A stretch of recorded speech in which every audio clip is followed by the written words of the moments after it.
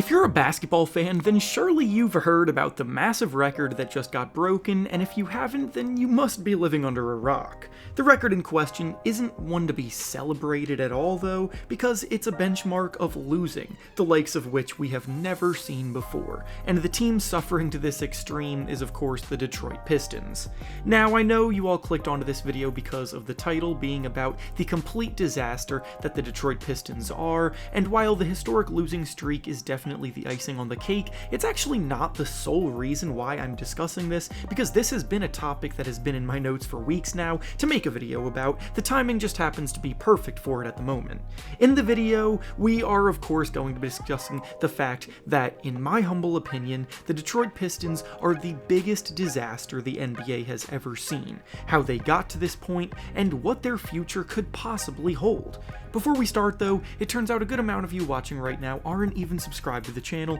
so if you enjoy the content, consider hitting the subscribe button, as not only does it help out a ton, but it also very much appreciated. Now with that being said, let's begin. I know a lot of you watching this video may be new fans who don't remember these days, but the Pistons actually used to be a juggernaut in the NBA in the mid-2000s. Between 2003 and 2008, they made the conference finals all 6 of those years, they went to the NBA finals in both 2004 and 2005, and they took the title home in 2004, cementing themselves in history as a group that went down as champions. This was a team built on tough-nosed defense, meant to wear down their opposition with their physicality and their ability to win with hustle and fiery competitiveness. Basically the kind of group that makes fans fall in love with them. Hell, they were the original obstacle standing in LeBron James' way, which is both a testament to how good they were at the time and how long LeBron James has been a dominant force. They had an identity that struck fear into their opposition every night, and you knew exactly what you were getting from them for over half a decade. That identity has been completely lost to time though, and now we're left with a group without any discernible strength 4 years into a rebuild with no light at the end of the tunnel. So how exactly did we get to this point? From 2010 onward, the Pistons have made the playoffs just 2 times, with their most recent appearance coming in 2019. After that, their rebuild truly began, especially after Blake Griffin, their best player at the time, suffered yet another knee injury. When a team shifts their focus to the future, the draft becomes their best friend, and building through the draft is historically a pretty good way to establish a new culture and form a group that can be competitive for years. Just look at a team like the current Oklahoma City Thunder, or even the emerging Orlando Magic. In the 2019 draft, to set the tone for their rebuilding future, the Pistons had the 15th pick, and with it, they selected Sekou Doumbouya. Doumbouya was a completely raw prospect at the time, but he was a natural athlete at 6'8", with intriguing length, and of course, this was when everyone was thinking that they could turn these guys into the next Giannis Antetokounmpo. But the problem with that line of thinking is that for every Giannis that emerges, there are 100 guys like Doumbouya who just never come close to reaching that potential. Sekou would only last 2 seasons in Detroit before being traded away for pennies on the dollar, because he was simply never able to put his tools properly to work on the basketball court. He was a terrible shooter, he didn't have any playmaking instincts, and while he did occasionally show promise on the defensive end, it wasn't nearly often enough to justify the fact that they were playing 4-on-5 on offense with him out there, and he is already completely out of the league, flaming out after just 3 seasons. Not exactly the kind of start to a rebuild you would hope for. Surely it's okay though, because the next year in 2020, the Pistons finished with a bottom 5 record in a draft class that included LaMelo Ball, Anthony Edwards, and Tyrese Halliburton. But then, almost as a way of foreshadowing their poor luck, the Pistons got bumped down to the 7th pick, and on draft night, the player that they selected ended up being Killian Hayes, who has had a, to put it lightly, disappointing NBA career thus far. If I'm being real though, Hayes has been one of the biggest draft busts of the last 5 years, and through 4 seasons has been one of the worst shooters on the basketball court in the entire league, never once shooting better than 30% from deep. He's been a horrific finisher at the rim, he's a non-factor on defense, and the admittedly impressive flashes as a passer that he has shown does not make up for the other parts of his game that are glaring negatives. In the following season, a stroke of luck finally came their way as they landed the #1 pick in the 2021 NBA draft, which they used to select Cade Cunningham, marking the point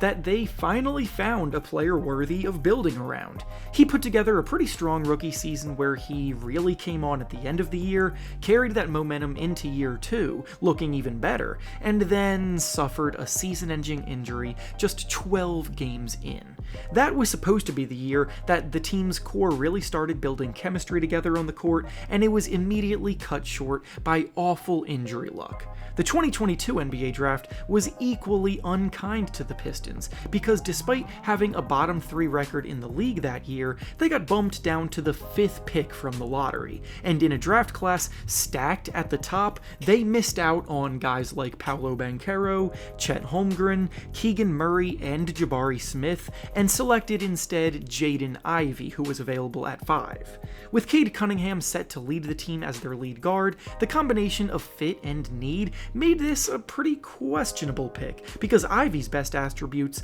require the ball to be in his hands more, as he's a guard with incredible speed in the open court and can make plays when he gets to push the pace. That's just not something that was ever very realistic to be paired with Cade Cunningham, and the fact that Ivey was never a very good shooter is now contributing to the awful floor spacing that the Pistons have, which I will touch on later in the video. Immediately after this pick, Benedict Mathurin and Shaedon Sharpe were picked, and I definitely feel as though both of those players would have been better fits for what the Pistons needed at the time. Luckily, Detroit did trade for Jalen Duren during that same draft, who was selected 13th overall, because he has shown all of the makings of a stud starting center in the league, and is one of the very few bright spots currently on this Pistons roster. Then, in this year's draft, after finishing with the worst record in the whole league last year, they once again got shafted by the lottery big time, landing the 5th pick,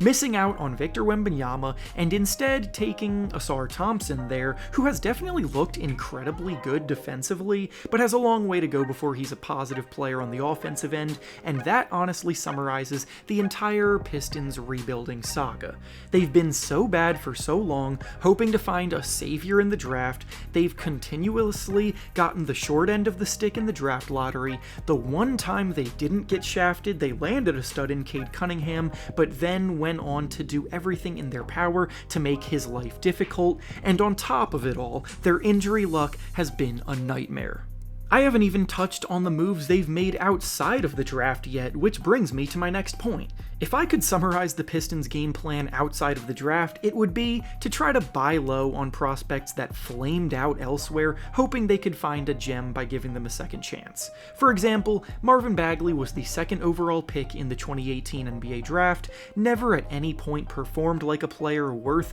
that kind of draft capital in Sacramento. Detroit traded for him, and now he is solidifying the fact that he is, at best, a backup center. They did the same thing with another former #2 overall pick in the draft, James Wiseman, who could never live up to the hype in Golden State, so they traded for him, trying to uncover the talent that he was hyped up to have. He still has not been very good in Detroit because he just doesn't have the defensive instincts needed from a modern-day center, and now he's barely even a backup center in the games that Jalen Duren is healthy for. Regarding free agent signings, the Pistons' biggest signing in this time has been Bojan Bogdanovic, who has basically just taken the money and used the opportunity to build up his own value to potentially be traded to a contender down the line, as he is always in trade rumors. And he's also been the team's only reliable shooting threat, which sounds like an exaggeration, but it's really not.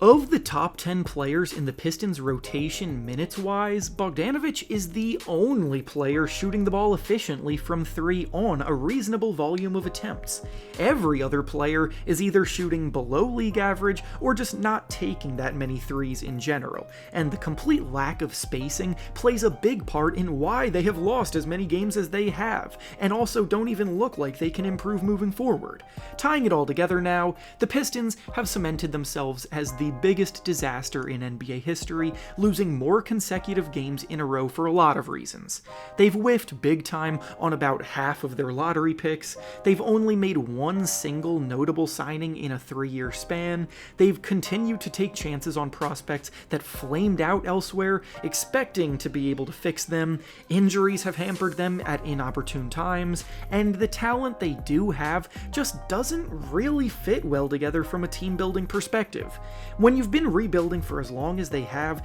you're supposed to be close to a breakthrough to get yourself back in playoff contention, but the Pistons are further away from that now than they were when they started, and there's no real end in sight. They need drastic change, and they need them now, whether that be overhauling the entire front office that got them into this mess, the owner selling the team to a group that actually cares about the success of the franchise, or anything equally as extreme. Even if the Pistons hadn't just broken the record for most losses in a row, these issues would still be plaguing them, and a completely different approach is desperately needed.